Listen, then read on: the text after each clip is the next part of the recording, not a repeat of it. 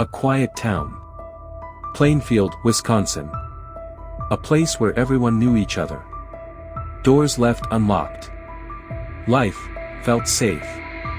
But in November of 1957, the world learned what was hiding behind one neighbor's door. And it would change the history of horror forever. Ed Gein grew up under the shadow of his mother, Augusta. She taught him that women were sinful, evil, corrupt. Years later, Ed would admit, "She was my only true friend. After she died, I was completely alone." His father drank himself to death. His brother died under mysterious circumstances. And Ed was left isolated, clinging to a twisted devotion to his mother.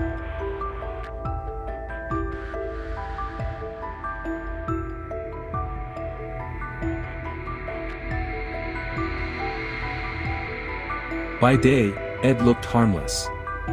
A quiet farmer. A handyman. Someone who fixed engines. He even babysat for neighbors' kids. A local woman later recalled, "Ed was always helpful. Quiet. Nobody could have imagined, but there was something in the way he looked at you." But at night, he became something else. The ghoul of Plainfield.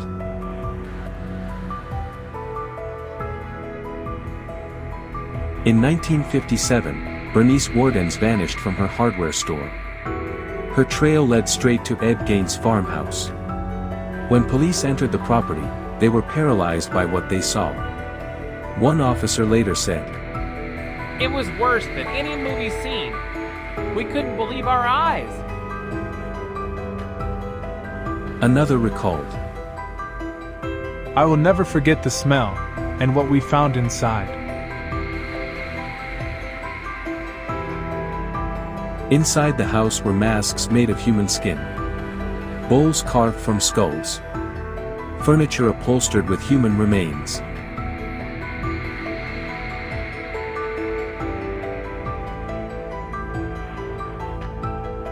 During questioning, Ed spoke calmly, as if nothing was wrong. He told psychiatrists, "I wanted to make a suit of women's skin, so I could become my mother and live in her body." Ed admitted he didn't just kill.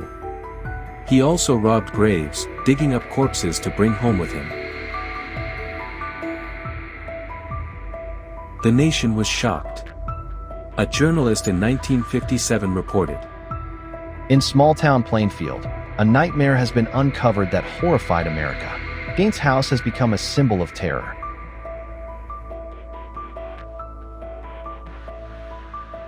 The court found him legally insane.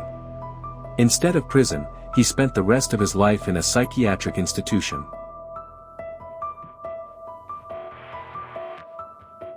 Ed Gein's crimes became larger than life.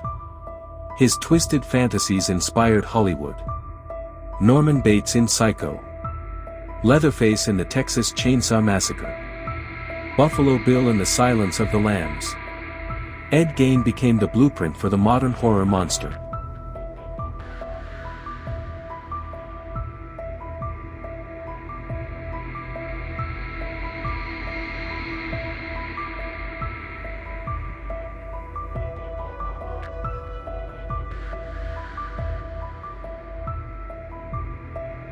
Today, his story still reminds us.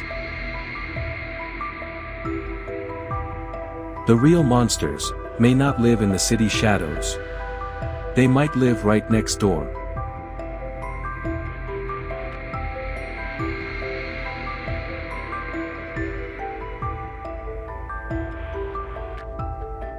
Subscribe for more true crime stories that reveal the darkness hiding in plain sight.